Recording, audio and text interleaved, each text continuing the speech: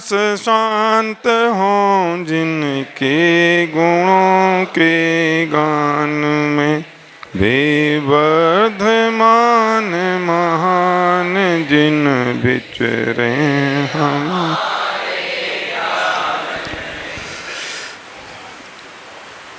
शिविर चल रहा है और ये शिविर बच्चों के लिए के उद्देश्य से है, और जितने बड़े बैठे हैं वे भी अपने आप को विद्यार्थी मानते हैं, इसलिए वे शिविर में आए हैं।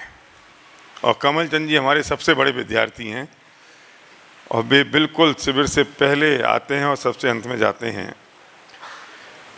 मैं इसलिए मुझे इस शिविर में जो मैं विषय पे बात करने वाला हूँ बहुत ज़्यादा मुझे मन हुआ, क्योंकि सारे बच्चे यहीं हैं, सब शास्त्री बनने वाले हो, और विषय तो मैंने भी नक्की नहीं किया, इन लोगों ने नक्की करके मुझे बता दिया। फिर मैंने सोचा कि ठीक है, इस पे ही आपसे बात करनी चाहिए। विषय का नाम तो ये है कि जीना इसी का नाम है। और मैं ना पूरे कितनी देर बोलना भाई जिन कुमार, किधर गया, 9 बजे तक ना, इसने पूरी कोशिश करी कि 1 घंटे का समय मिल जाए, 8 बजे से शुरू करें, लेकिन ये हमारे बच्चे हैं ना, अभी तो अपने समय से ही आते हैं, तो मिलेंगे तो 45 मिनट ही। और मैं 2-4 बार 45 मिनट में ये बात बोल दूंगा कि जीना इसी का नाम है, तो तुम लोगों को लगेगा मैंने विषय पे बात करी। और मैं जिन कुमार कितने बजे तक बात, 9 बजे तक, हाँ तो 45 मिनट ही है बेटा। ये दोनों फिर खड़ी अलग अलग हैं। राजकुमार ने बोली हो तुमने ठीक नहीं करी अभी तक। कौन सी घड़ी के हिसाब से बोलूं परमात्मा जी, बोलो इसके हिसाब से देखो बेटा, बहुत इंपॉर्टेंट बात यह है, जो बात जिंदगी में सबसे महत्वपूर्ण है। मुझे पता नहीं कि तुम लोग शास्त्रीय विद्यालय में पढ़ने कैसे आए, बाई चॉइस या बाई फोर्स, ये भी मालूम नहीं है।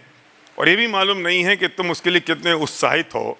और ये बात पक्की मालूम है कि जब तक शास्त्री फाइनल ईयर होता चला जाएगा, और जब फाइनल ईयर के बाद जब तुम निकलना शुरू करोगे, तब तुम्हें पता चलेगा कि मैंने एडमिशन क्यों लिया था, और तब तक गाड़ी हाथ से छूट जाएगी। तुम्हें भी पता नहीं तुमने एडमिशन क्यों लिया, तुम्हें मालूम भी नहीं है।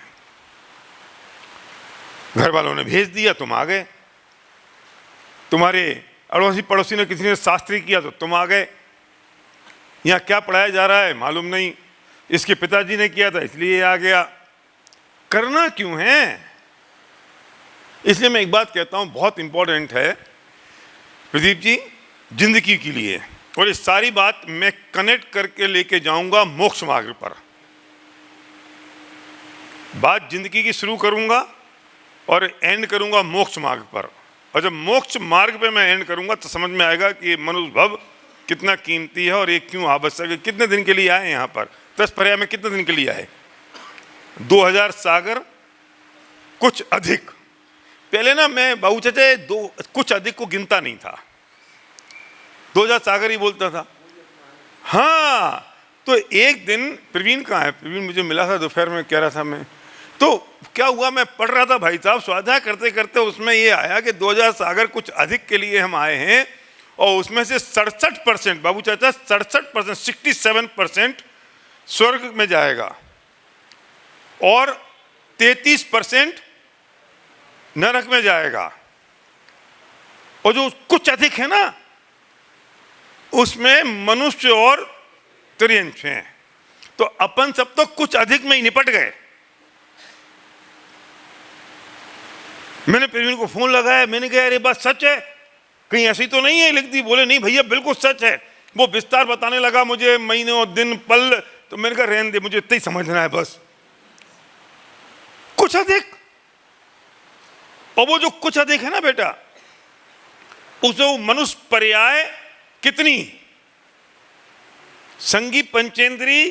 अब मैं वो दुर्लभता वाली उस लंबी लंबी बात में नहीं जा रहा हूं, लेकिन वो कुछ अधिक में मनुष्य के बाद ये बिल्कुल सारी अनुकूलताएं, और फिर जैन दर्शन, और जैन दर्शन के बाद वो समझने की योग्यता, और समझ रहे हैं कि अब रुचि छोड़ दो, पता नहीं रुचि है कि नहीं, लेकिन यहां पढ़ने आ जाना कुछ अधिक में कितना मुश्किल है ये। समझ में आ रही तुम्हें? और बात तो ये है कि ये जो मिला है ना सब, ये गेम चेंजर है। यहां से अगर गिरे तो सीधे निगोद में जाने वाले हैं, और यहां से उठे तो सीधे मोक्ष में जाएंगे। तो गेम चेंजर है कि नहीं बताओ?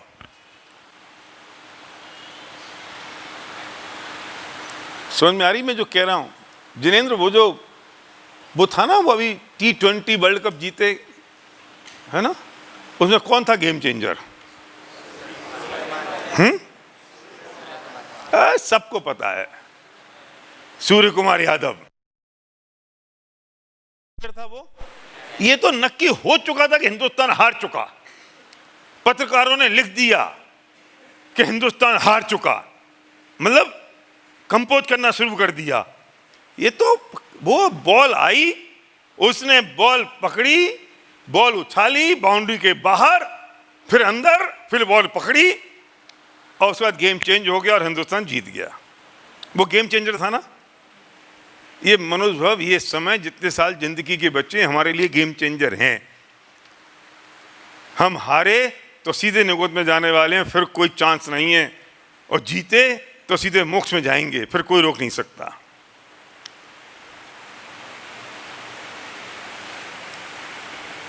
क्यों आए पढ़ने अपन? क्यों आए? बता बेटा, बोल, खड़ा हो, चिंता मत कर, तू कुछ बोल। कोई नंबर फंबर, एक माइक और देना भाई, कोई नंबर फंबर मिलने वाले नहीं है। गेम चेंज करने आए। वो मत बोल जो सबको अच्छा लगे, वो बोल जो असली बात है। आओ भैया आओ। अब ऐसा, ऊपर बैठो, ऊपर, अरे ऊपर बैठो भाई, ऊपर बैठो। अब सुनो, अब तो तुम्हें हमें पौन घंटा सुनना पड़ेगा। हाँ, तो क्यों आज ये सबको अच्छा लगे वो मत बोलना, दिल से बोलना, जो अच्छी आवाज आए दिल की, और ताली बजे वो मत बोलना। क्यों आए? मतलब कि अगर इधर से पढ़ के निकलेंगे तो सबसे थोड़े अलग लगेंगे अपन। अलग लगोगे? सबसे अलग क्यों लगना है? ज्ञान होगा। नहीं, ज्ञान क्यों चाहिए? बोल, घबरा मत, तेरी वजह से हो सकता है 2 5 10 का कल्याण हो जाए। और तुझसे इसलिए नहीं पूछ रहा हूं मैं कि तू कुछ एग्जाम दे, इसलिए पूछ रहा हूं कि कोई एक तो चाहिए ना जिससे पूछूं, जिसके सहारे बाकी 2 4 5 का कल्याण हो जाए। बोलना, क्यों चाहिए ज्ञान? क्यों चाहिए? कोई भी चीज की अगर गहराई में जाना है ना, तो 4 5 6 बार क्यों पूछ लो, वाई, अपने आप से। किसी भी चीज की अगर तह में जाना है, डेप्थ में जाना है, तो अपने आप से 2 4 5 बार क्यों पूछ लो, तो आप उस डेप्थ तक पहुंच जाओगे जहां आपको कोई ना कोई सोल्यूशन मिल जाएगा। क्यों चाहिए? नहीं पता ना, कोई बात नहीं, मुझे भी पता था, इसको पता ही नहीं होगा। कोई और? आजा, कोई बात नहीं, बैठ। कोई और? हाँ बोल, सच बोलना ईमानदारी से। हाँ बोल। मैंने अन्य जगह इमेजिन करा, वहाँ मुझको सुख नहीं मिल रहा था, और यहाँ इमेजिन करा मेरी लाइफ कैसी होगी, यहाँ सुख मेरे को दिख रहा था, इसलिए मैं यहाँ क्या आया। सुख? क्यों चाहिए सुख? क्योंकि मेरे को अभी दुख है और मेरे को सुख चाहिए, इसलिए। क्यों चाहिए सुख? ये तेरे को याद करा के भेजा है, रटा के भेजा है ना? कोई बात नहीं, मत घबरा, कोई बात नहीं। क्यों चाहिए? देखो, 2 बातें होती हैं जिंदगी में ना, याद रखना कभी भी। 2 बातें होती हैं, एक होता है वाई और एक होता है हाउ। एक होता है क्यों और एक होता है कैसे। इंपॉर्टेंट क्या है इन दोनों में? वाई इंपॉर्टेंट है कि हाउ इंपॉर्टेंट है? दोनों अपनी अपनी जगह। देखो, तुमने नए चक्र पढ़ लिया, क्या इंपॉर्टेंट है? सुनो, हाउ, वाई, कोई बात नहीं, बेटा सबसे बड़ी बात यह है कि इन दोनों चीजों में सिर्फ ये वाई ही इंपॉर्टेंट है, हाउ इंपॉर्टेंट नहीं है। लेकिन पूरी दुनिया हाउ के पीछे लगी है, वाई का किसी को पता ही नहीं है। जितने लोग दुनिया में सफल हैं, संसार में लौकिक जीवन में, वे वाई वाले लोग सफल हैं, हाउ वाले नहीं। और पूरी दुनिया पीछे पड़ी है हाउ के, कैसे होगा कैसे होगा कैसे होगा, वे बिल्कुल फेलियर हो जाते हैं। वे 1-2% लोग सफल हैं, बाकी सब लोग असफल हैं। मोक्ष मार्ग में मैं एक ही बात कहना चाहता हूं, मुझे बताओ प्रदीप जी, भाविन भाई, कि हम क्यों कर रहे हैं? मैं यहां वाई पूछ रहा हूं, मैं हाउ की बात नहीं कर रहा हूं। हम शुरू करेंगे तो हम कैसे पे शुरू हो जाते हैं, क्या करना है क्या करना है क्या करना है क्या करना है कैसे करना है। मेरा प्रश्न है, करना क्यों है? हम धर्म की बात शुरू करते हैं, हम करें अपने लिए चाहे दूसरों के लिए चाहे उपदेश दें, तो सबसे पहले उसे हाउ पे शुरू कर देते हैं। तू ये मत करे, मत करे, मत करे, ऐसा कर ऐसा कर ऐसा कर, बच्चा भाग जाता है। और हमारे दिमाग में सबसे पहले क्या आता है, हमें क्या करना है क्या करना है। अरे ये तो बताओ करना क्यों है?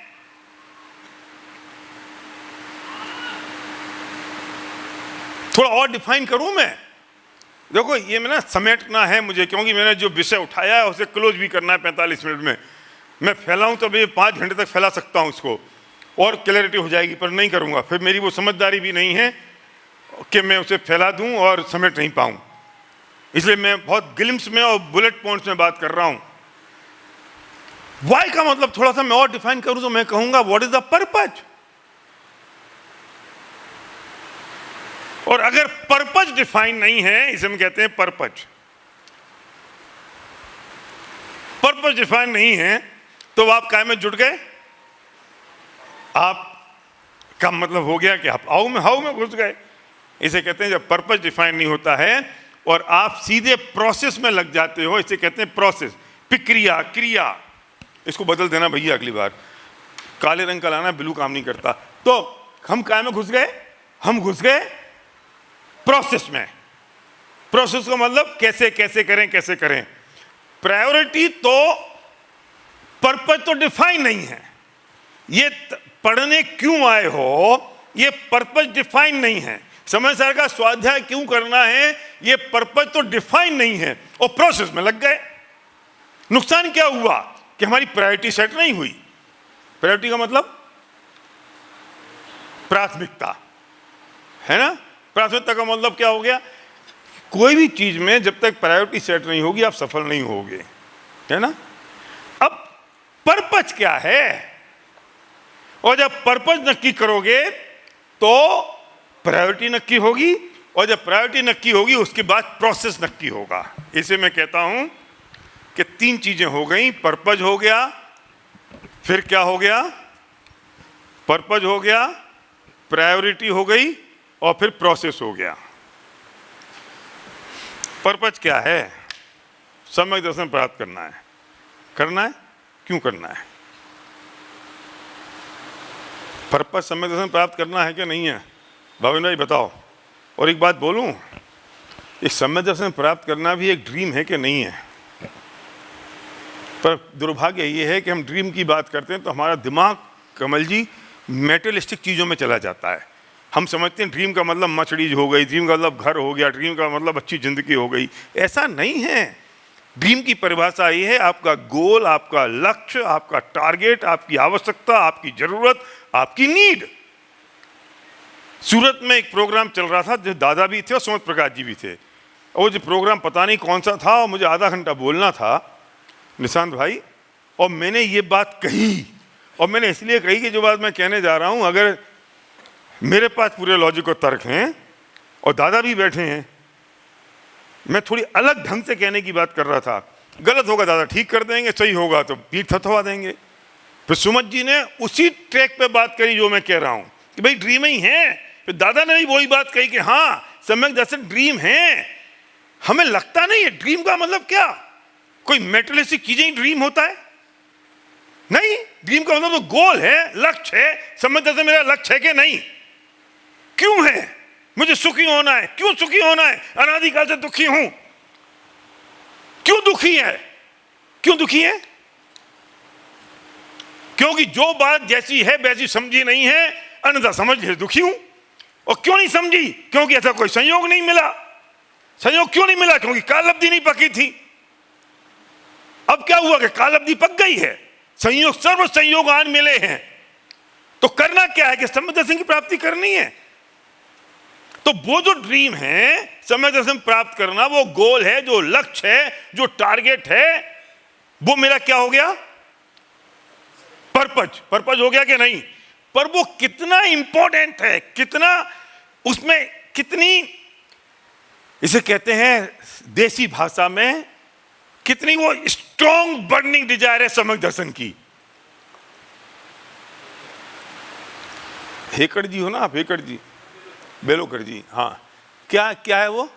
देखो ऐसा है ना, किसी का गलत नाम बोल दो, सही अपना बता देता है वो, इसलिए मैंने बोल दिया आपको हेकड़। क्यों, क्या क्या मतलब है? मैं उन शब्दों का प्रयोग करके बात कहना चाहता हूं जिससे स्पार्क आ जाए। एक स्ट्रॉन्ग बर्निंग डिजायर होती है ना जब, तब आदमी उसके पीछे लगता है। मैं पूछता हूं सम्यक दर्शन प्राप्त करने की वो स्ट्रॉन्ग बर्निंग डिजायर हमारे पास है क्या? जिनके पास थी उनकी प्रायोरिटी सेट हो गई। कौन? आदिनाथ तो सब कुछ छोड़ छाड़ के चले गए, वे पूरा राजपाट छोड़ के चले गए। महावीर तो छोड़ के चले गए, भरत चक्रवर्ती तो 6 खंड का राज जीतने के बाद भी वे छोड़ के चले गए, क्योंकि उनकी प्रायोरिटी बिल्कुल, उनका पर्पज बिल्कुल डिफाइन था, क्रिस्टल क्लियर था, और उनकी इतनी स्ट्रॉन्ग बर्निंग डिजायर थी सम्यक दर्शन की प्राप्ति, मोक्ष में जाना। अब उनको आत्मा की अनुभूति इतनी स्ट्रॉन्ग बर्निंग डिजायर थी कि वो सब कुछ छोड़ गए और अपने वो प्रायोरिटी सेट हो गई। प्राथमिकता सेट हुई कि नहीं हुई? क्यों हुई वो प्रायोरिटी सेट? क्यों हुई? क्योंकि उनका पर्पज क्लियर था। और हमें क्यों नहीं हो रहा है? क्यों नहीं हो रहा है हमें? चिन्ह में बोल, क्लियर नहीं है। और क्लियर हो तो वो इतना स्ट्रॉन्ग नहीं है, इतनी पावरफुल नहीं है, उसमें इतना फोर्स नहीं है। तो टोडरमल जी कहते हैं तीसरे अधिकार में कि तुझे जो दुख बताए हैं वे भाषित होते हैं कि नहीं, और तुझे जो उसका उपाय बताया है वो तुझे सच्चा लगता है कि नहीं। कैसी गजब की बात है, तुझे समझ नहीं आ रही ना, और हम बता रहे हैं। तो जो दुख भी उनने बताए, दौलत राम जी ने दुख बताए, अब वे पूछ रहे हैं कि सब बता चुके, और जो तुझे दुख बता रहे हैं वे दुख तुझे लगते हैं कि नहीं, भाषित होते हैं कि नहीं। और अगर वे भाषित हो रहे हैं तो हमने जो उपाय बताया है वो तुझे सच्चा लगता है कि नहीं। और अगर लगता है तो टोडरमल जी वे कह रहे हैं विलंब मत कर। क्या? विलंब मत कर। इसका मतलब सेट द प्रायोरिटी। विलंब मत कर का मतलब क्या है? प्रायोरिटी सेट कर लो। विलंब मत कर का मतलब सेंस ऑफ अर्जेंसी है। विलंब मत कर का मतलब डू इट नाउ। विलंब मत कर का मतलब सर्व संयोग आन मिले हैं, तू इतना काम कर ले।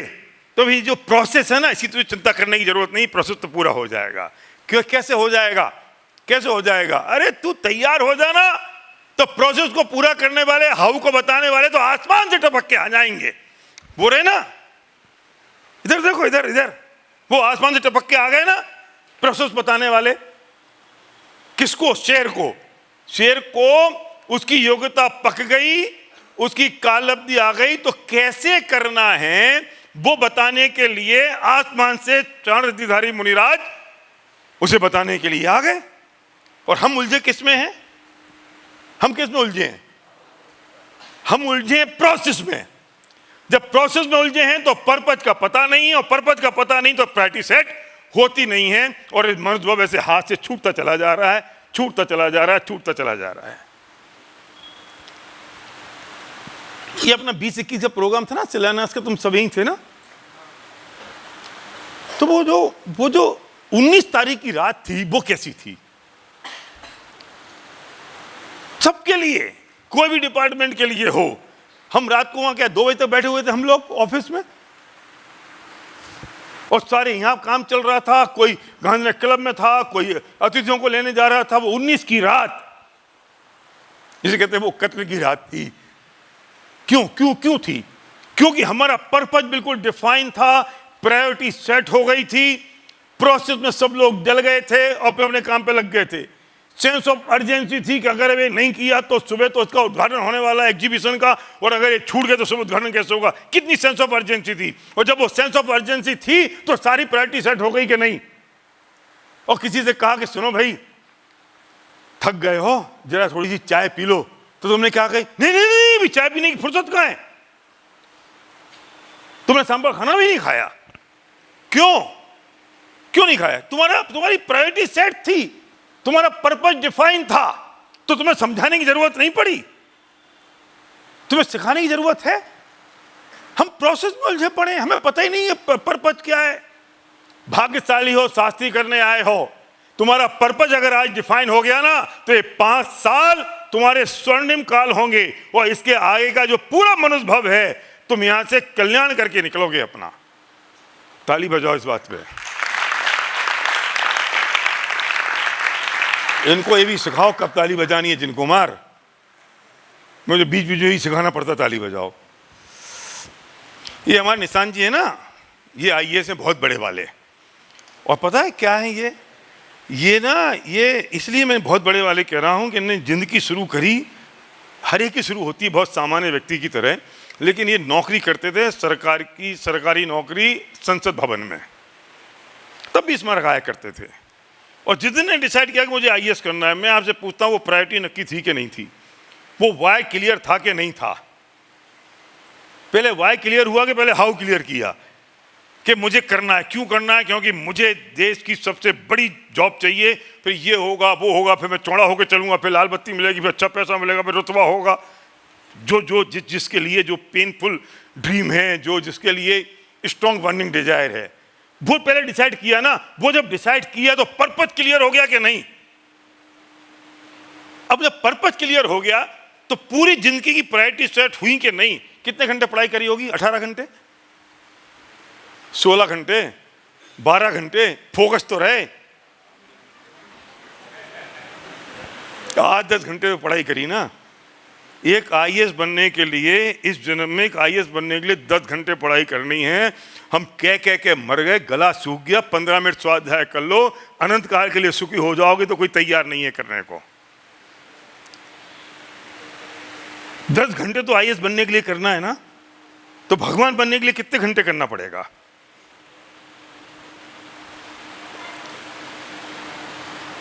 नहीं करते। कहता है क्यों नहीं कर रहे? क्योंकि वो वाई क्लियर नहीं है,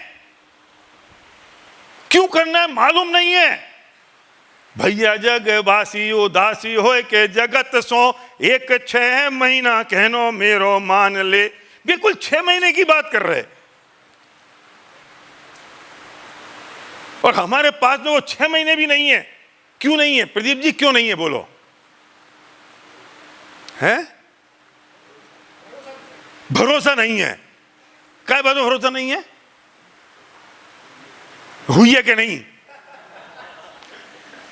देखो, भरोसे की बात तो प्रमोद जी बाद में आएगी। पहली बात तो ये है कि मेरे पास स्ट्रॉन्ग बर्निंग डिजायर नहीं है, ये संसार चुभ नहीं रहा है, पेनफुल ड्रीम नहीं है मोक्ष में जाने के लिए।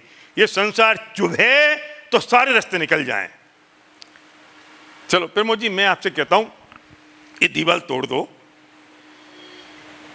है ना? तोड़ सकते हो आप। भैया कैसे टूटेगी? ऐसे कोई टूटती है का? फावड़ा लाओ, हथौड़ी लाओ, सब्जी से आदमी लाओ, ऐसे नहीं टूट सकती। ऐसे टूटती हैं क्या? ऐसे नहीं हो सकता। पर मैंने कहा प्रमोद जी सुनो, इस दीवार के पीछे ना 100 करोड़ रुपए हैं। प्रमोद जी 100 करोड़ है दीवार के पीछे। मेरा सेंटेंस पूरा नहीं होगा और दीवार टूट जाएगी। मुझे आपको बताना पड़ा कैसे तोड़ो, मुझे बताना पड़ा कैसे तोड़ो। अगर मैं इनसे कहूं तोड़ दो, ये बताए नहीं टूट सकती, कैसे टूटेगी, तो मैं मां मूर्ख हूं जो मैं इनको ये उपदेश देता रहूं, ऐसे तोड़ो, ऐसे तोड़ो, ऐसे तोड़ो। मैं उपदेश देता रहूंगा और जो पिछली गली से निकल के चले जाएंगे। दुर्भाग्य है कि हम हाउ पे बात कर रहे हैं। मैंने इनसे कहा 100 करोड़ हैं, वाई पे बात करी ना मैंने, तो मुझे नहीं बताना पड़ा कैसे तोड़ना है। कमल जी बताओ, बताना पड़ा? टूट गई कि नहीं? अरे ये एक सिर मारेंगे फोर्स के साथ, सर नहीं टूटेगा, दीवार टूट जाएगी, क्योंकि इनको पता है कि क्यों तोड़नी है। हम उलझे पड़े हैं, हमारी जिंदगी की प्रायोरिटी सेट नहीं है, और प्रायोरिटी इसलिए सेट नहीं है क्योंकि पर्पज डिफाइन नहीं है। तुम जिस विद्यालय में जहां जहां पढ़ रहे हो, तुम्हारे सारे के सारे वार्डन और प्रिंसिपल परेशान हैं अनुशासन कर करके। उठ जाओ, जो उठाने जाते हैं हमारे जिन कुमार जी, मना कर दी, खबरदार तुम अगर उठाने गए एक बच्चे को, इनको समझाओ उठाना क्यों है। तुम हाउ पे काम कर रहे हो, वाई पे काम नहीं कर रहे हो। और तुम्हें भी समझ, उठा के क्या कर लेंगे? 5 साल तो उठाते रहेंगे, फिर जो निकलते हो तुम फिर चद्दर ओढ़ के सो जाते हो, फिर दोबारा आती हैं बेचारे उठाने, फिर दोबारा तोड़ के सो जाते हो। सब पता है हमें, फिर तुम कहते हो पेट में दर्द हो रहा है आज। जितने बहाने तुम मारते हो, काय के लिए मारते हो ये सब? क्योंकि तुम्हारा पर्पस डिफाइन नहीं है ना। और जब पर्पस डिफाइन नहीं है तो प्रोसेस कैसे होगा? हम प्रोसेस में उलझे पड़े हैं।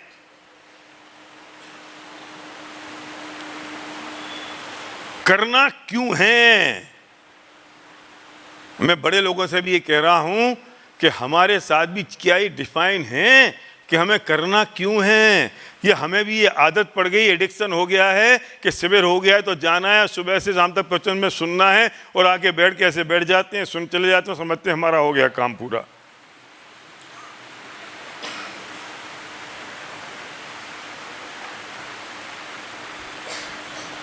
प्रदीप जी के साड़ू साहब, क्या नाम है आपका? महेश जी, बोलो।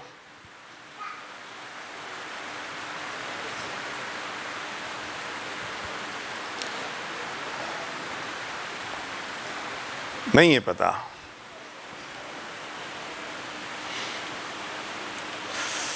सचिन को अपना पर्पस पता है, ये जो महान कलाकार हो गया।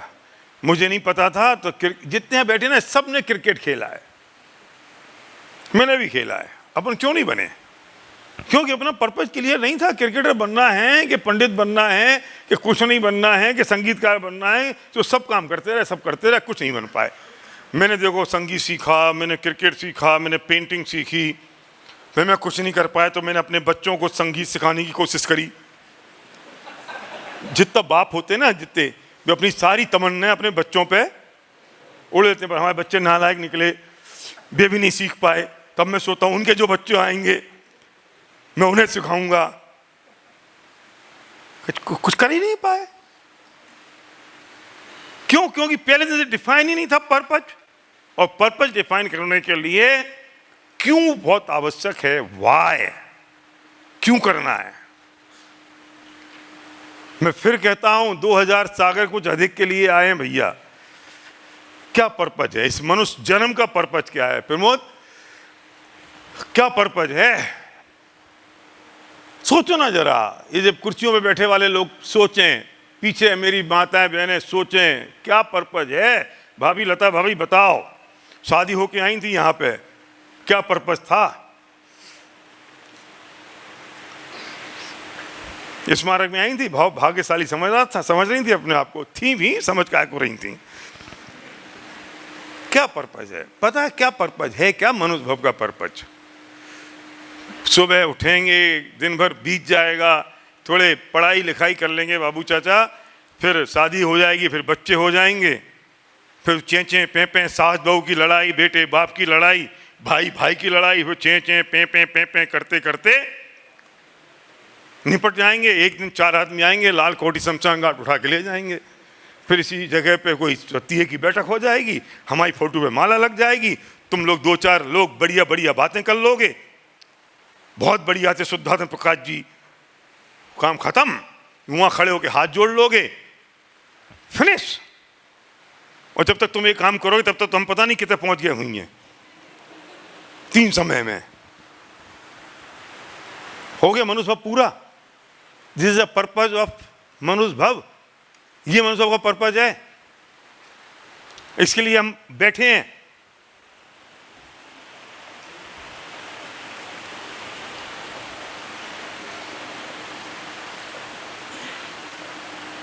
जब पर्पस डिफाइन होता है ना तो प्रायोरिटी सेट होती है, और प्रायोरिटी सेट होती है ना तो प्रोसेस अपने आप हो जाता है। और फिर कोई भी चैलेंज आए वो चैलेंज सा नहीं लगता। कल्पना करो आदि ऋषभ देव की, राजा ऋषभ देव नीलांजना का नृत्य देख रहे हैं और देखते देखते नीलांजना की मृत्यु हो गई। उन्हें संसार की असारता का भान हुआ और वैराग्य हुआ। अब उनका पर्पस बिल्कुल क्रिस्टल क्लियर था। अब कल्पना करो कि जब ये नग्न दिगंबर होके उसी नगर में, उसी अयोध्या में गुजर रहे हों और वे सोच रहे होंगे, अब लोग क्या सोच रहे होंगे मेरे बारे में पीयूष? उन्हें सोचा आदिनाथ ऋषभ देव ने कि लोग मेरे बारे में क्या सोच रहे होंगे? और फिर 6 महीने तक उनको आहार नहीं मिला। किसको किसको किसको भाविन भाई? राजा को आहार नहीं मिला तो क्या ऋषभ देव के मन में नहीं आया होगा कि ये लोग क्या सोच रहे होंगे मेरे बारे में? और आखिर हमारी पूरी जिंदगी क्या में जा रही है? क्या में जा रही है? लोग क्या सोच रहे होंगे। दुर्भाग्य तो ये है कि हमारी पूरी जिंदगी एक चीज में बर्बाद हो रही है। हम वो तो सोचते ही हैं जो हम सोच रहे हैं, और हम वो भी सोचते हैं कि लोग क्या सोच रहे हैं।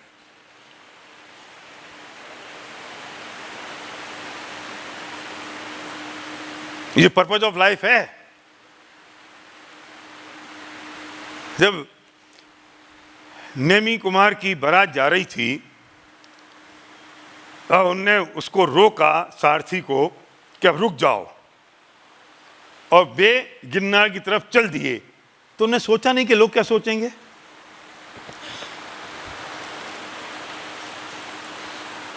और आधे लोग तो प्रवचन में इसलिए आते हैं कि अगर हम नहीं जाएंगे तो लोग क्या सोचेंगे। सच बताना, ईमानदारी से दिल पे हाथ रख के, महिलाएं हों पुरुष हों, इस डर के मारे आते हैं कि कहाँ तुम आए नहीं, क्यों कहाँ हो, शक्ल दिखाने आना है। This is a purpose of life. ये है हमारा पर्पस जिंदगी का, कि लोग क्या कहेंगे, इसलिए मंदिर आ रहे हैं प्रवचन सुनने। और ये काय के लिए जा रहा है? ये क्या बर्बाद क्या हो रहा है? क्या बर्बाद हो रहा है? क्या बर्बाद हो रहा है? ये मनुष्य भव कौन सा वाला मनुष्य भव जो गेम चेंजर है। इसके बाद क्या होगा मालूम नहीं है। यहां से उठे तो मोक्ष और गिरे तो निगोद है। ये जो मनुष्य भव है, ये इसमें जा रहा है कि लोग क्या कहेंगे। अगर आपकी इच्छा हो रही है मैं घर पे 1 घंटे स्वाध्याय कर लूं, तो छोड़ के आओगे, कहे कि यहां कौन देख रहा है कि मैं स्वाध्याय कर रहा हूं क्या नहीं। वहां संगीता जी देखेंगी तो सही, और फिर उनको दिखाएंगे कि देखो हम आ गए। ये तो मैं तो ऐसी किसी को भी बोल देता हूं स्नेह के कारण। क्या बर्बाद हो रहा है? मनुष्य भव किस में जा रहा है? तुम क्या कहोगे? हमारे दादम जी बढ़िया है, इनने सोच लिया है, कोई कुछ कहे नहीं कहे, चूल्हे में जाए, मैं वो करूंगा जो मैं करूंगा। अच्छा, फिर अध्यात्म जी के साथ क्या हो रहा है पता है? अच्छा, हम कितने दिन इनके बारे में कुछ सोचते रहेंगे। भाई आदमी तो आपके बारे में तब कुछ सोचता है जब आपको असर पड़ता है। जब आपको असर ही नहीं पड़े तो वो छोड़ो यार, उसको असर ही नहीं पड़ता तो उसने क्या सोचना है। वो चिढ़ाता आदमी तब है जब आप चिढ़ते हो। आप चिढ़ना बंद कर दो तो कौन चिढ़ाएगा आपको? किस में जा रहा है ये सोचो तो सही। नहीं सोचा होगा नेमी कुमार ने कि लोग क्या सोचेंगे, मैं छोड़ के चला जाऊंगा। और हमारी जिंदगी और हमारा ये गेम चेंजर मनुष्य भव निपट गया इस बात में कि लोग क्या सोचेंगे। मैं बहुत सीरियसली एक बात कह रहा हूं,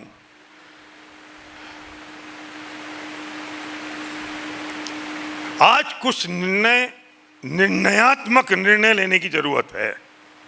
और बेटा तुम लोगों के भाग्य की महिमा अभाग की नहीं, भाग्य की महिमा नहीं हो सकती, और ये बात तुम अभी समझ नहीं सकते। इसका कोई उपाय करो भाई साहब कि बच्चे अभी ये बात समझ जाए जो इनको निकलने के बाद समझ आती है।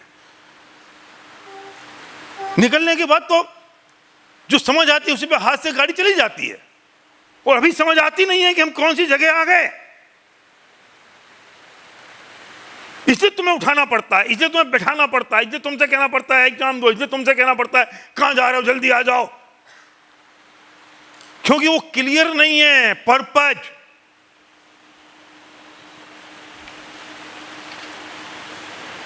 और मैं फिर कहता हूं एक बात, कितने दिन बचे हैं मौजूद भव के, जो बात मुझे बहुत स्पार्क करती है, मेरे रोंगटे खड़े कर देती है, और मैं सोचता रहता हूं, जिसमें मैंने वो कविता लिख दी, मैं तो चूक गया, यूट्यूब पर पड़ी है, मैं तो चूक गया। और मैं कहता हूं कि मेरी उम्र 75 साल है, महेश जी 75 साल है मेरी उम्र। आप पूछोगे कैसे, बस नक्की कर ली कि कल अगले पल का भरोसा नहीं है, तो अगले पल का भरोसा नहीं है ये सोच सोच के मैं ये सोचता हूं मैं अमर हूं। नक्की करना। तो कितने साल बचे, कितने बचे मेरे 18। 18 साल बाद मैं यहां नहीं मिलूंगा। मेरी फोटो पे माला होगी तीसरे दिन, और तुम सब लोग तीये की बैठक में आओगे मेरी, और वो पीछे वाले हॉल में होगी बाबू चाचा, यहां करोगे, लो इनने कह दी यहां होगी, ऐसे हाँ ऐसी हो जाएगी। 18 साल बस। और अभी मैं वो शांति भाई की डेथ हुई ना भाई साहब, जो शांति भाई रिखबदास बंबई में, तो मैं और अध्यात्म वहाँ थे, तो मैंने वहाँ प्रवचन करते करते जब मैं प्रवचन करने गया 2018 या 19 में, तो मैंने ऐसे पूछी शांति भाई कितने बचे, 75 मान लो सबकी उम्र। तो शांति भाई बोले पंडित जी 5 साल और बचे हैं। मैंने कहा बस आपके 5 बचे हैं, मेरे जब बच्चे थे शायद 23-24। अभी भी बॉम्बे हॉस्पिटल में भर्ती थे निशांत जी, मैं उनसे मिलने गया तो पलंग से उठ गए, वो बिल्कुल हंसते हंसते बोले पंडित जी आपने कहा था ना 75 साल मेरे पूरे हो रहे हैं बस 2 महीने में, और मैं जाने वाला हूं।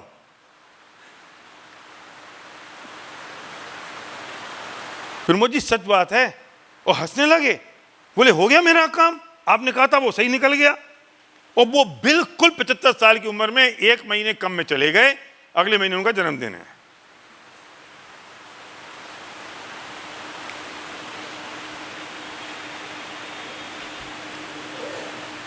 महेश जी कितने हो गए आपके,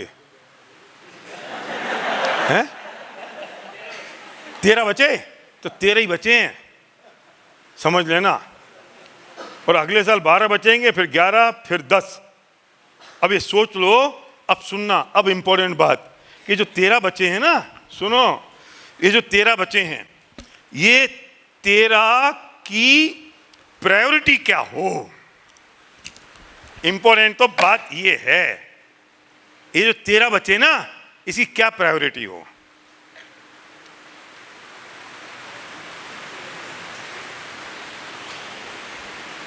शादियों में जाएं, बारातों में जाएं, तीये की बैठकों में जाएं, नहीं तो वो बुरा मान जाएगा, इसलिए तो जा रहे हैं। और वो बुरा मान जाएगा तो कितना मान जाएगा, और अच्छा भला मान जाएगा तो क्या कर लेगा। जिस दिन बड़े दादा से मैंने कहा दादा वो तीये की बैठक में चलना है, बोले मैं क्यों जाऊं, तुम जाओ। मैंने कहा क्यों, मैंने कहा फिर वो अपने यहाँ नहीं आएगा ना। तो दादा बोले अगर अपने यहाँ नहीं आएगा तो तुझे फर्क पड़ेगा, मुझे थोड़ी फर्क पड़ेगा, मैं तो जा चुका। मैंने कहा बात तो सही है भाई, वे तो चले गए ना, अब मैं गिनता रहता हूँ कितने आए कितने नहीं आए, कौन आया कौन नहीं आया। हाजी तो मैं लगा रहा हूँ ना, दादा दादा हाजी लगा रहे हैं। तो मैंने सर्वक्ष एक दिन कहा यार दादा तो ये कह रहे थे, तो अब मैं क्यों जाऊं, हाजी तो तुझे लगानी है, तू जा।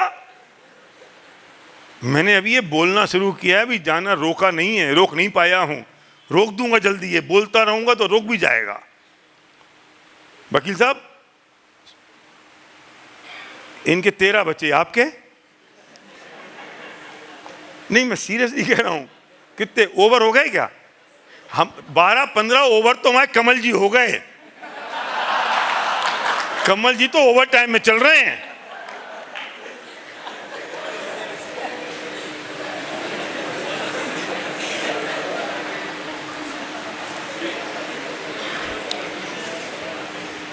ऐसे ही ये पता चलेगा।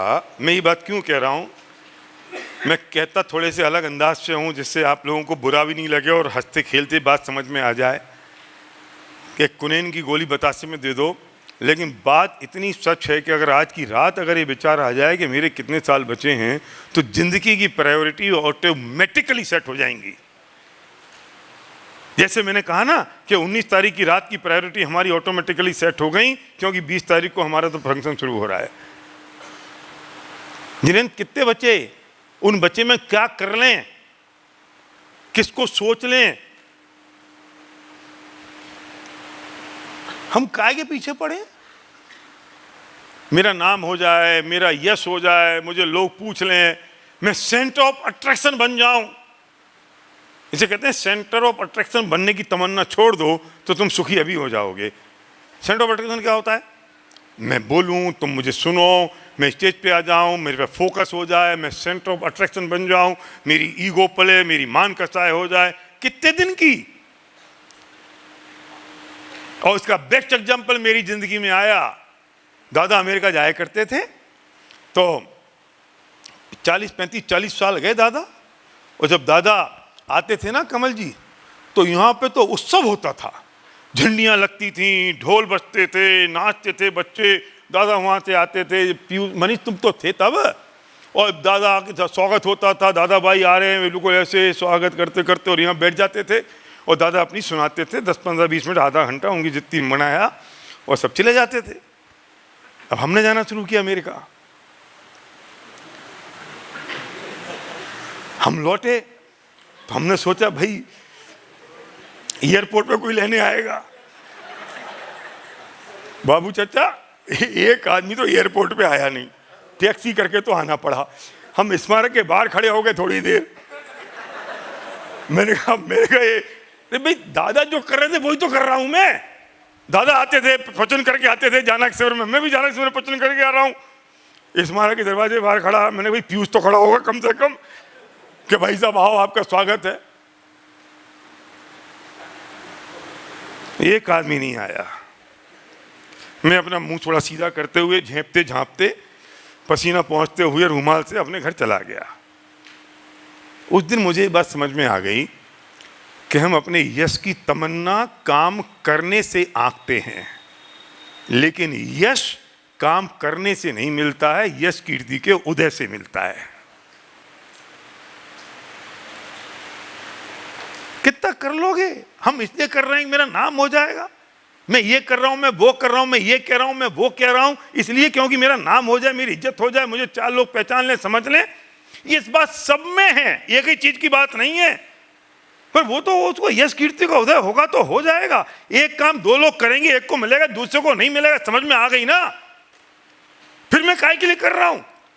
तो मेरा पर्पस फिर डिफाइन नहीं है और मेरा पर्पस फिर डिफीट हो रहा है अगर मैं जो काम कर रहा हूं। इसलिए एक बात याद रखना, मूल मंत्र दे रहा हूं, सिद्धांत दे रहा हूं, जो मैं कर रहा हूं वो मेरे पर्पस को फुलफिल करने का प्रोसेस है या नहीं? Question mark. नहीं, रिपीट करूं? वकील साहब बोलो, रिपीट करूं? अगर पर्पस डिफाइन हो गया, अब मेरा काम क्या रह गया? मुझे हर स्टेप पे ये सोचना पड़ेगा ना, this is the process of my purpose? Question mark. मतलब ये जो मैं कर रहा हूं, क्या मेरे पर्पस को पूरा करने का प्रोसेस है? और पर्पस क्या है मेरा? मोक्ष मार्गी होना। पर्पस क्या है मेरा? मोक्ष में जाना। पर्पस क्या है मेरा? अनंत सुख प्राप्त करना। पर्पस क्या है मेरा? सम्यक दर्शन की प्राप्ति। वो बहुत स्ट्रॉन्ग बर्निंग डिजायर है। तो जो मैं कर रहा हूं, it is towards my purpose और not? If yes, then I have to do it. If not, sorry. It is not my process. It is not a process of my purpose.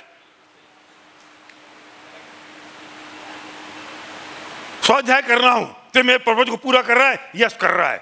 शादी में जा रहा हूं, पर्पज पूरा कर रहा है? नहीं कर रहा है। मैं नाम कर रहा हूं, यस कर रहा हूं। मैं ऑर्गेनाइज कर रहा हूं, फंक्शन कर रहा हूं, शिविर ऑर्गेनाइज कर रहा हूं, वो पर्पज को पूरा कर रहा है? या शिविर में भाग लेना मेरे पर्पज को पूरा कर रहा है? शिविर का आयोजन मेरे पर्पज को पूरा कर रहा है या शिविर में लाभ लेना पर्पज को पूरा कर रहा है? उतनी बारी तक जाना पड़ेगा कि नहीं? और हम तब तो विचार में ही समझने लग गया कि हमने अपने पर्पज को पूरा कर लिया। ये बात मैं अपने लिए कह रहा हूं।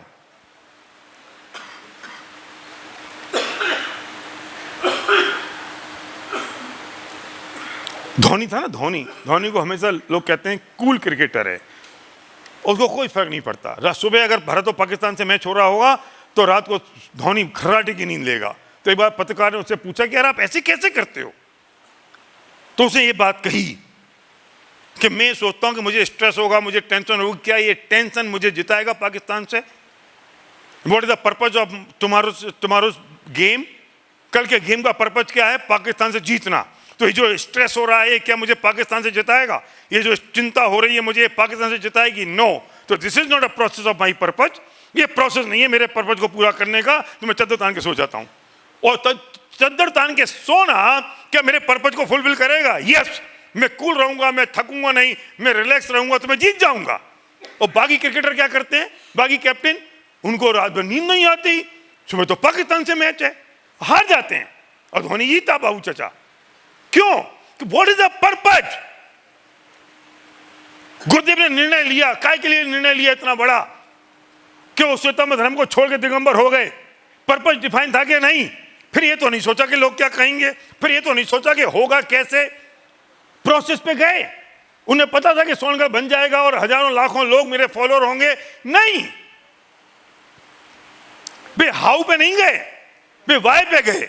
करना क्यों है कि मनुष्य भव मिला है, और ये मनुष्य भव संसार के अभाव करने के लिए मिला है, और मैं इसे ऐसे ही खत्म हो जाने दूं, यह संभव नहीं है। और समय सर हाथ आ गया है तो अब इसे छोड़ना नहीं है। तो क्या करें कि मुंह पट्टी छोड़ दो? कैसे होगी, क्या होगा, लोग क्या कहेंगे, अब कहां जाएंगे, ये सारे क्वेश्चन खत्म हो गए। क्यों? क्योंकि वो स्ट्रॉन्ग बर्निंग डिजायर थी कि इस संसार का अभाव करना है, और वो संसार का अभाव मुझे दिगंबर धर्म में मिलेगा।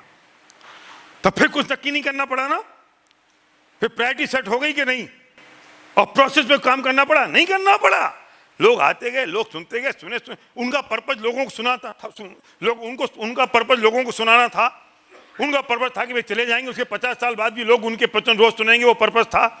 नहीं था। और हम काय में उलझे हैं? इन चीजों में हम प्रोसेस में उलझे पड़े हैं। तुम्हारा पर्पज डिफीट हो जाता है और हम खत्म हो जाते हैं। भाई मैं हूं, दो चीजें हैं, ये तुम्हें समझ में आ गई होगी। तो आज की रात जरा अपना पर्पज डिफाइन करना, सब लोग, कि क्या पर्पज है मनुष्य भव का। जो कर रहे हैं वही करना है या कुछ और है, कुछ यू टर्न लेना है? और यू टर्न अगर लेना है तो पर्पज अगर डिफाइन हो गया तो उस पर्पज के बाद प्रायोरिटी सेट होगी, और जब प्रायोरिटी सेट होगी तो ऑटोमेटिकली प्रोसेस में चले जाओगे, फिर कुछ सोचना नहीं पड़ेगा। वरना ये मनुष्य खत्म हो जाएगा, और ये सोचने की फुर्सत भी नहीं मिलेगी कि हम कहाँ बैठे हैं, क्या कर रहे हैं, क्यों कर रहे हैं, किस लिए कर रहे हैं। फिर वो टोडरमल जी की पंक्ति तीसरे अधिकार की कि तुझे जो दुख बताए हैं तुझे भाषित होते हैं कि नहीं, और तुझे जो उपाय बताया है वो सच्चा लगता है कि नहीं। इस पर रुक जाओ जरा। और अगर ये सब कुछ ठीक है तो सेंस ऑफ अर्जेंसी के साथ विलंब मत कर। क्यों? क्योंकि अब सर्व संयोगान मिले हैं, तेरा कल्याण होगा। बेटा तुम्हारे लिए सबसे बड़ी बात यह है, तुम्हें सर्व संयोगान मिले हैं, और तुम्हें पर्पज क्लियर हो जाए तो कल्याण हो जाएगा। सर्व संयोग मिल गए और पर्पज क्लियर नहीं हुआ तो सब छूट जाएगा, कुछ बचेगा नहीं। मैं भी अहमदाबाद में था प्रवचन करने। हमने कहा भैया अहमदाबाद गुजरात के बच्चे तो नहीं आ रहे हैं, तो वहाँ से आवाज़ आई, यहाँ से आवाज़ आई, वो क्या है भाभी, वो જીવન ફપતો નથી. हाँ, जम्बाणु फापतो नहीं. मैं भूल जाता हूँ, गुजराती हमारे पास बैठा है एक, क्या है, जम्बाणु फापतो नहीं. तब मुझे समझ में आया इनकी जिंदगी का पर्पज जम्बाणु छे, मोक्ष में जाना नहीं. मैंने कही तुम क्या पर्पज है, तुम्हें मैं जिमने के लिए बुला रहा हूं शास्त्री करने, तुम्हारा पर्पज जिमना हो गया, मोक्ष छूट गया. अरे मेरे बुंदेलखंडी बच्चे, इनको लचका नहीं मिलता, तुम्हें नहीं मिलता लचका लपटा, नहीं मिलता. तो वो पर्पज नहीं है लचका लपटा खाना. अरे पर्पज तो मोक्ष में जाना है, और मैंने लचके लपटे के लिए और मीठी दाल के लिए मोक्ष जाना छोड़ दिया, क्योंकि तुम्हारा वो पर्पज क्लियर नहीं है, इसलिए तुमको लगता है. मुझे पता है कि तुम्हें यहां बहुत तकलीफें हैं, पता है, पर हमारे हाथ में कुछ नहीं है और तुम सारी तकलीफें सहन कर रहे हो. क्यों? क्योंकि तुम्हें वो पर्पज पता है कि 2 साल के बाद तुम अच्छी जगह पे जाओगे. तुम्हें पता है कि पर्पज पता है कि मुझे तो स्वाध्याय करना है, पढ़ना है, मुझे शास्त्री बनना है. ये जगह थोड़ी तकलीफ है, नहीं है, परेशानी है, गर्मी लग रही है, थोड़ा हो जाएगा, क्या फर्क पड़ता है. हमें 2 टाइम आहार तो मिल रहा है, भोजन तो मिल रहा है. आदिनाथ को तो वो भी नहीं मिला था, पर पर्पज क्लियर था तो उन्हें असर नहीं पड़ा. वो पर्पज, जिसको पर्पज क्लियर नहीं हो वो छोड़ के भाग जाएगा. क्यों? क्योंकि उसके लिए जो उसकी परिस्थितियां हैं वे हावी हो गई उसके पर्पज पर, या फिर मैं कहूं कि उसका पर्पज इतना क्रिस्टल क्लियर और स्ट्रांग नहीं था जिससे परिस्थितियां उस पर हावी पड़ गई. कोई फर्क नहीं पड़ता. क्या फर्क पड़ता है? बड़े दादा जब यहां आए तो सरकारी नौकरी थी मम्मी की. बड़े दादा भी वहाँ पे जैन कॉलेज में वो एडेड कॉलेज में थे. छोटे दादा ने कहा, बाबू भाई ने कहा, पाटिल जी ने कहा, वे छोड़ के आ गए. मम्मी ने कहा तुम जा रहे हो, अपन जा रहे हैं. हाँ, ये सरकारी नौकरी है, 4 साल और अगर करेंगे तो जिंदगी भर पेंशन आएगी. आज तक मम्मी हैं, अभी पेंशन आती. बाबू चाचा अभी भी पेंशन आती. तो दादा ने पता है क्या कहा, मुझसे मैं कहता हूं कितना पर्पज क्लियर था. दादा बोले तुझे भरोसा तू 4 साल जिएगी? भी आज तक जी रही है. और अगर जीवी गई तो पर्पज क्या है? और वो पर्पज यहां विदिशा में लोगों को संस्कृत, हिंदी, गणित, भूगोल पढ़ाते पढ़ाते पूरा होगा, या हमारे विद्वानों को 6 डाला लघुजन से प्रवेश का समय से पढ़ाते पढ़ाते पूरा होगा? कितना क्रिस्टल क्लियर था. और जब वो क्लियर था तो प्रोसेस नक्की हुआ और डिसीजन हो गया कि नहीं. और भी आज तक मम्मी 6 डाला पढ़ा रही हैं कि नहीं? अरे वहां होती तो रिटायर हो गई होती. इसलिए मैं कहा जिंदगी का कोई भी निर्णय ये वैसे ही है जब हम आज ये निर्णय करके उठें कि हमारा पर्पज कितना क्लियर है, मनुष्य भव बचा है, कितने दिन बचा है, किस में लगा दें और इससे क्या हासिल हो जाएगा, क्या अचीव कर लेंगे.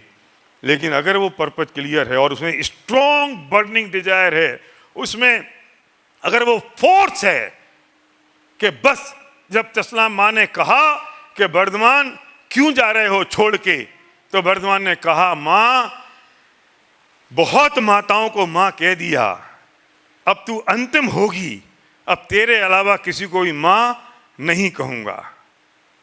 ये बात सिद्ध करती है कि उनका पर्पज कितना क्रिस्टल क्लियर था. तो प्रायोरिटी सेट हो गई, सारी सुख सुविधाओं उनके लिए आग लगा दी और सही प्रोसेस में चले गए और वे महावीर बन गए. हम उसी रास्ते पर हैं. कोई भी तकलीफ, कोई भी परेशानी हमारे लिए दुख का कारण नहीं बन सकती अगर हमारा वो पर्पज बहुत क्रिस्टल क्लियर है. इसलिए मैं कहता हूँ why is important not how. इसमें मत उलझ जाना कि कैसे होगा सम्यक दर्शन, कैसे होगा, क्या करूँगा. छोड़ दो. आज की रात सिर्फ 4 क्वेश्चंस के आंसर ले लें सब लोग. क्वेश्चन क्रिएट करना है, मुझे आंसर नहीं देना है. आंसर तुम निकाल लोगे. पूरी जिनवाणी हमारे पास है, सुबह से शाम तक जिनवाणी गंगा बह रही है, हर एक व्यक्ति समझा रहा है, बता रहे हैं, तुम्हारे पास में सब साधन हैं. क्वेश्चन तो क्रिएट करो कि मैं कौन हूं. ढूंढना आज वो मैं कौन हूं किताब में से मत निकालना. अपनी भाषा में लिखना, सोचना मैं कौन हूं, कहां से आया हूं, अब किधर जाऊंगा 13 साल बाद, और ये जो मनुष्य भव मिला है इसका पर्पज क्या है। ये चौथा क्वेश्चन है।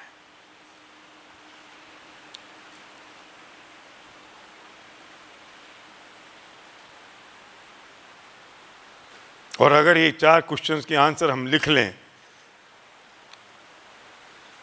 तो प्रोसेस की जरूरत नहीं है, वो प्रोसेस तो अपने आप पूरा हो जाएगा, आसमान से भी निमित्त आ जाएंगे और काम हो जाएगा।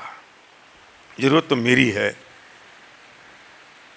मेरी आवश्यकता है, और मुझे वो निर्णय करने की जरूरत है। हम आज 4 प्रश्नों का उत्तर ढूंढ लें, लिख लें। आज नहीं मिलेगा, 2, 4, 5 दिन लगेंगे, महीना 2 महीना लगेंगे, उस पर उस गहराई से सोचें और फिर ये सोच लें कि जो दुख बताए हैं तुझे भाषित होते हैं कि नहीं, उपाय बताया है वो सच्चा लगता है कि नहीं, तो विलंब मत कर, तेरा कल्याण होगा। And what is my purpose of life.